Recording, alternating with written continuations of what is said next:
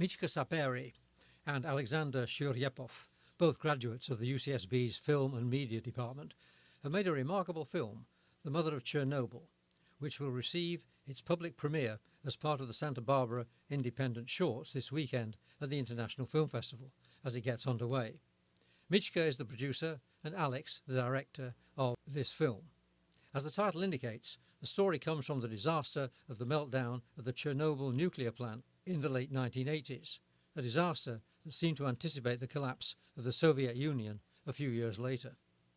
The film centres on the birth of a child in the midst of an industrial disaster and the mother's decision to remain in the area.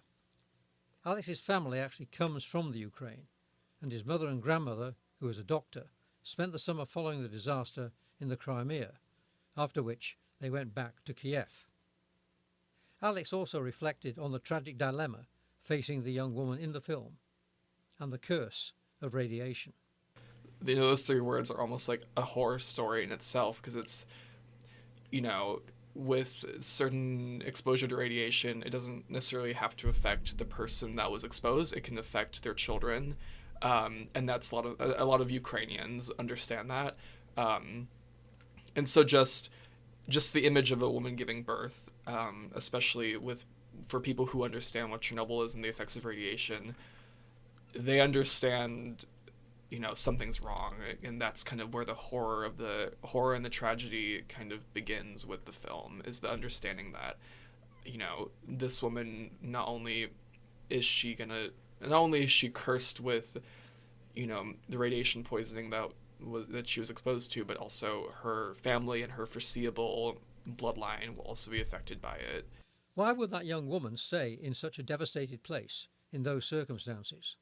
Alec explains the attachment to place and property in the Soviet culture of the time. In kind of Soviet culture, you know, your apartment is it's really all you have. You know, cars, it's really rare for someone to have owned a car in the Soviet Union. Like, my family never owned a car during that time.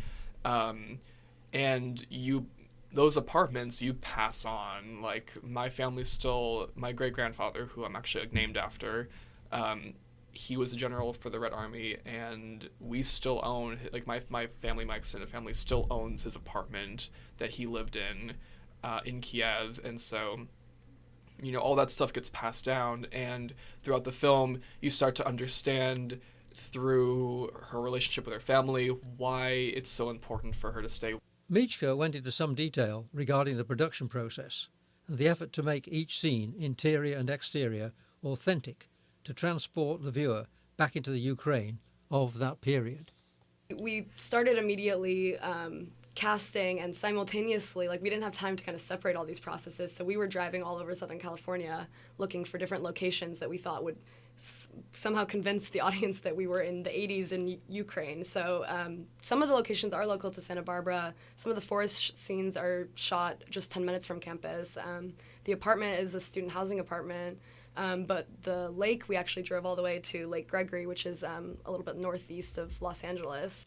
We also talked of possible influences behind the making of the film. The decision was made early on to film in black and white, and it was Mitchka who told Alex that a film he had to watch was that of the Polish director Paweł Pawlikowski, Cold War. Before I really developed the story, I knew I wanted it in black and white, and the aspect ratio of 4:3.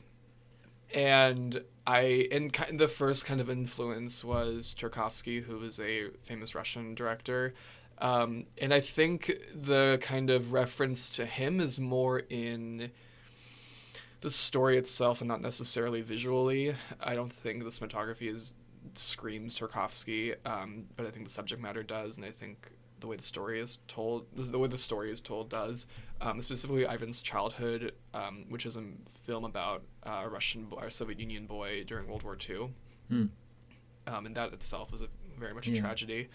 But once Mitchka was on board as producer, you know, I was always pitching, even before she was the producer, I was pitching to her this film because we were already working on other films together, and we were just driving through, like, locations, or if we had time in between takes, I would just be telling her, like, this is the story, and then there's this scene and this scene and this scene, and we would bounce off of each other. And I remember before the film was even chosen to be made, she told me, you have to watch Cold War if you're thinking about, shooting in black and white.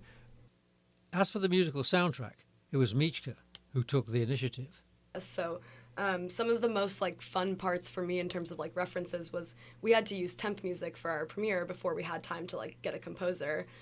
So that kind of entailed of me and Alex were both trying to find pieces of music that we thought fit the tone of this, and I have a whole playlist on my Spotify of movie scores that I like, and so I would just sit in the car and play all of them for Alex. And so some of the ones that we found were from Loveless, which is a Russian film from 2016, I believe, and Mommy, which is a Canadian film from Xavier Dolan, and those had kind of musical pieces that we thought would fit the tone of the film in some of the sequences, and Alex works very kind of with music very closely. A lot of times when he would be pitching me stuff, he'd play me a song and say, this is going to happen here.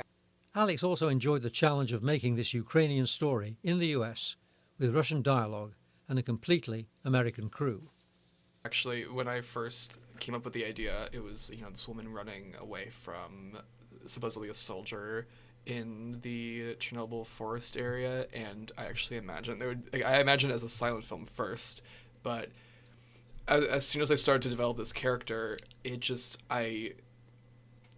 wasn't just a horror film about this woman running away from something. It was a reflection of Ukrainian people that I had known my whole life, and I wanted just to portray that to audiences, and I had to do so with dialogue, and so that became a fun task, which was make a film entirely in Russian with only an American crew and me being the sole Russian speaker with the rest of the actors. For the moment, the filmmakers are just excited in having the film shown at the film festival and on the huge Arlington screen to boot. They've clearly been delighted by the reaction of fellow students. It has been shown in the film department, and some have urged them to expand the short into a full-length feature. They don't rule that out. Yeah, so for now we're just trying to get it into as many festivals as possible and get as many people to see it as possible and kind of share it with people and talk with people at these festivals. But in the future, I mean, we are seeking distribution, and the other kind of idea behind this was Alex always kind of envisioned this as something that would be a feature. So in the future, it would be nice to kind of develop it into a full form feature based on the short. So. But in the short term, they're looking forward to the screening on Sunday night and wondering about the reaction of the audience, which should be very enthusiastic. Mother of Chernobyl is one of a programme of independent Santa Barbara-made shorts. The screening is at the Arlington Sunday, January the 19th at 7 o'clock. This is Harry Lawton reporting.